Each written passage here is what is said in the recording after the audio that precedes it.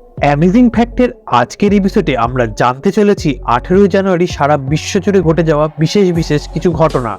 1997 সালে ভারতে প্রথমবারের মতো বৈদ্যুতিক কার বেঙ্গালুরুতে প্রদর্শিত হয়েছিল এবং গাড়িটির নাম ছিল রেভা। 1991 সালে আজকের দিনটাতেই লাই ডিটেক্টর মেশিন প্রথমবারের মতো ব্যবহৃত হয়েছিল নেদারল্যান্ডে।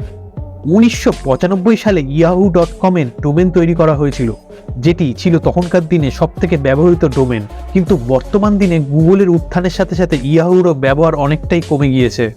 1942 সালের আজকের দিনটাতেই বিশিষ্ট বক্সার মোহাম্মদ আলী জন্মগ্রহণ করেছিলেন। এছাড়া 1942 সালের আজকের দিনটাতেই মহাদেব গোবিন্দ রানাডেরও জন্ম হয়েছিল, যিনি একজন বোম্বে হাইকোর্টের বিচারক ছিলেন।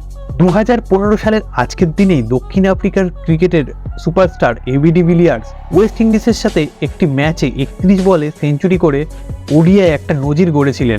1886 আজকের দিনটাতেই ইংল্যান্ডের হকি অ্যাসোসিয়েশন গঠনের মাধ্যমে আধুনিক ফিল্ড হকির জন্ম হয়েছিল।